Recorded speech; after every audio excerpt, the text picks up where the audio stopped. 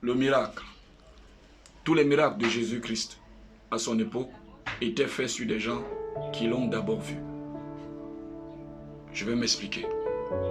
La représentation physique de Jésus-Christ pendant son passage sur terre était un avantage opportun pour les gens de cette époque, car ils avaient d'avance l'occasion de bénéficier déjà de sa présence physique et ensuite spirituelle pour s'attirer son intervention qui pouvait produire sur eux un miracle.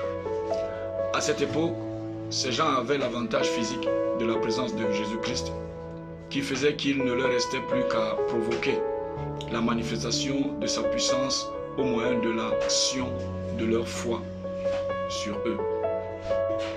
Donc, la foi de ces gens, plus la présence de Jésus-Christ, pouvait provoquer l'explosion ou la manifestation d'un miracle en cet instant. Le tout aujourd'hui, ce n'est pas de savoir appeler le nom de Jésus, de savoir faire de bonnes et puissantes prières, ou d'être juste convaincu que ce qu'on fait en ce moment est bien. Mais il faut veiller à savoir susciter par sa foi la présence de Jésus à un moment donné. Amen. Le nom de Jésus peut rester juste une appellation dans ta bouche. Les fortes prières peuvent rester juste des paroles dans ta bouche. Mais la présence de Jésus-Christ, alléluia, ne peut point rester une simple présence. Car quand il est là, tout s'arrête et tout se met en ordre. Amen.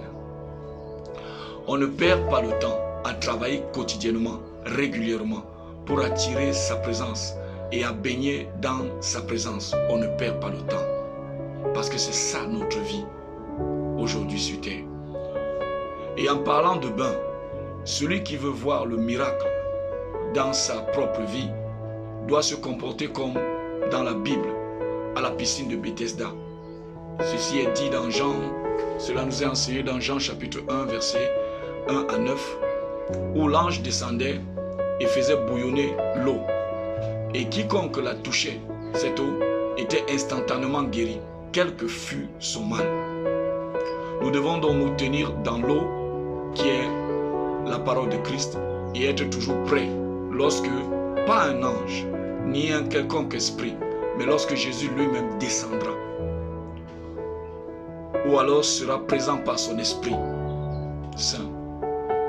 Alors, à ce moment, on doit plonger dans cette eau de sa parole et s'y baigner afin que sa puissance, quel que soit le mal qu'on a ou qu'on aurait, disparaisse de nous ou autour de nous instantanément. Le miracle est encore bien possible, bien-aimé, aujourd'hui. Mais il y a une question, sinon des questions que je vais te poser.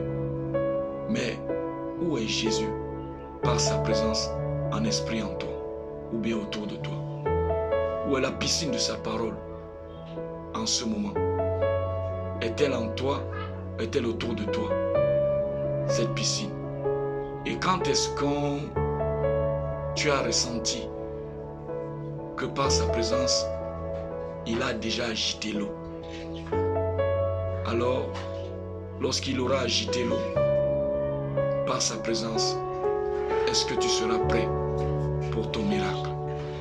C'est la question que je vais te poser. Médite avec moi. Partage cette parole afin qu'elle puisse édifier quelqu'un et nous donner encore à tous de nous affermir dans la foi, sinon de nous convertir avec à Christ. Shalom.